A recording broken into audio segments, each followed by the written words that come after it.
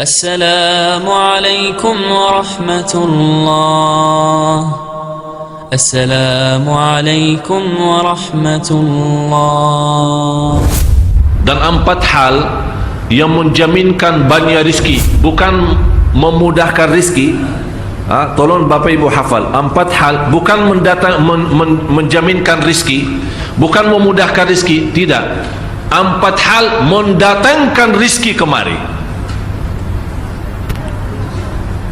Dan 4 hal bukan Allah kasih kemudahan berarti kita berjalan mencari rizki Allah kasih, tidak.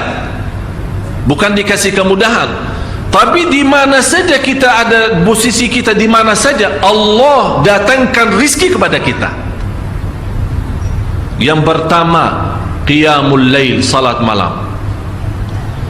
Yang kedua, berbanyak istighfar waktu sahur. Kalau anda tidak salat malam, jangan tinggalkan istighfar waktu sahur. Waktu sahur kapan? Kira-kira 30 menit sebelum azan. Disitulah Allah sendiri memuji, Allah bangga dan senang terhadap orang yang sahur. Sampai ulama berkata, tidak ada ibadah yang terbaik di waktu sahur selain istighfar. Jadi boleh baca Quran, boleh salat malam, boleh zikir, boleh apapun, tapi yang terbaik istighfar. Fokus hanya istighfar. Astaghfirullah wa atubu ilaih, termasuk istighfar Allahumma anta rabbi la ilaha illa ant, yang Bapak Ibu tahu sayyidul istighfar, yang terutama, yang paling luar biasa. Allahumma anta rabbi la ilaha illa anta khalaqtani wa ana abduka wa ana ala ahdika wa wa'dika mastata'at a'udhu bika min syarri ma sana'at abu'u laka bi ni'matika alayhi wa abu'u bi dhanbi faghfirli fa innahu la yaghfiru dhunuba. Ya Allah, kalau kita fahami doa ini luar biasa. Oleh karena itu kata Rasulullah, barang siapa yang membaca sayyidul istighfar kemudian di malam hari dengan keyakinan dia meninggal habis baca istighfar, masuk surga. Masuk surga. Berarti ini salah satu doa yang menjaminkan dengan mudah masuk surga. Jadi 4 hal yang mendatangkan rizki, bukan kita mencarinya, dia yang datang kemari. Apalagi saat mencari lebih mudah. Qiyamul lail, salat malam. Tapi dalam bahasa, mohon maaf Bapak Ibu, dalam bahasa Arab disebut qiyamul lail, bukan salat. Tapi kalau diterjemahkan dalam bahasa kita salat. Tapi kenapa di situ qiyamul lail diberikan qiyamul lail, qiyam artinya berdiri, berarti lama. Saking lama berdiri dikaitkan jadi qiyamul lail. Qumil laila ya ayyuhal muzammil. Apa terus? Qumil lail, berdirilah saat malam. Berdirilah, bukan salatlah malam, tidak, berdirilah malam hari. Itu dahsyatnya di situ berdiri. Qiyamul lail. Yang kedua, berbanyak istighfar. Yang ketiga, berbanyak sedekah. Sebenarnya bukan istilah berbanyak sedekah. Kadang-kadang orang bersedekah 100 juta, udah saya sudah bersedekah 100 juta. Bukan itu. Bukan yang dimaksud berbanyak sedekah itu dari sisi uang itu banyak atau sedikit, bukan.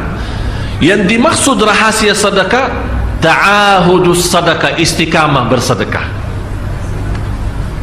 Istiqamah itu tidak menjadi masalah besar maupun kecil, itu tidak menjadi masalah, karena bagi Allah tidak ada artinya besar maupun kecil. Kita tidak memberikan kepada Allah karena Allah maha kaya. Tapi rahasia sedekah itu kita terus menerus sedekah, siang pagi malam, siang pagi malam, pagi besok terus, minggu depan, tidak pernah berhenti. Setiap ada kesempatan selalu kita membawa sedekah. Itu namanya ta'ahudus sedekah. Ta'ahud kalau dalam bahasa sebuah janjian, seolah-olah kita ada kontrak kerjasama antara diri dengan apa? Dengan sedekah.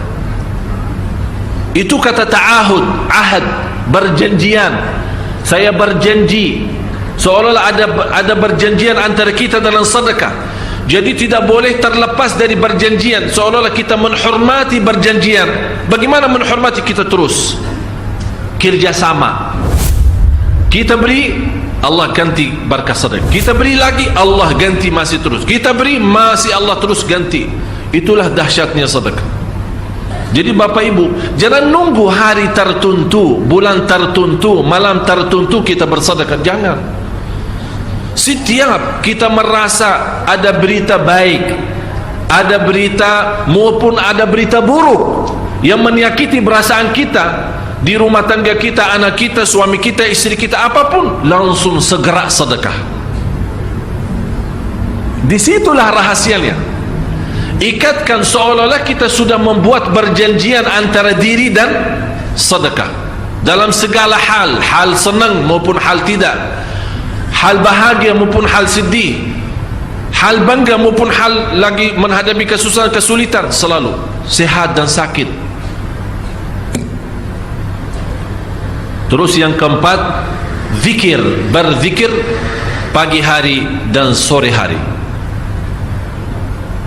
Berzikir pagi hari dan sore hari. Ini 4 hal Bapak Ibu. Berdiri malam hari, itu yang namanya tahajud, banjanya atau lamanya berdiri. Berbanyak istighfar waktu sahur. Yang ketiga, berbanyak sedekah. Sudah Bapak Ibu mengerti? Jadi istilah berbanyak sedekah bukan artinya harus banyak dari jumlah hitungannya, tidak. Yang keempat adalah berzikir di pagi hari maupun petang hari.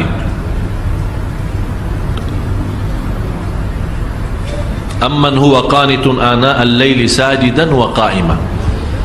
Sajidan wa qa'ima. Jadi Bapak Ibu, saat kita berdiri lama, walaupun baca satu ayat, diulangi berkali-kali, walaupun baca surah pendek tapi diulangi berkali-kali, tidak menjadi masalah. Bapak Ibu hanya hafal qulhu. Qulhu dibaca 3 kali, pahalanya seperti baca Al-Quran 30 juz. Ada seorang salih mengajak kawannya, sudah mendekati subuh, ayo bangun salat malam dan baca sepertiga Al-Quran. Langsung orang itu menjawab, bagaimana saya baca, sebentar lagi muazan. Bacalah qul huwallahu ahad. Salat malam dan qul huwallahu ahad. Jadi Bapak Ibu, yang saya harap, jangan susah fikir, ya Allah saya mau baca apaan. Tidak usah susah fikir. Baca dan nikmati, yang penting nikmati bacaan. Walaupun qul huwallahu ahad setiap hari. Kalau kita pusing baca, Allah tidak akan pusing mendengar. Malah Allah paling senang mendengar bisikan bacaan dan bisikan doa kita malam hari. Allah paling senang mendengar bisikan doa munajat kita malam hari. Itu luar biasa.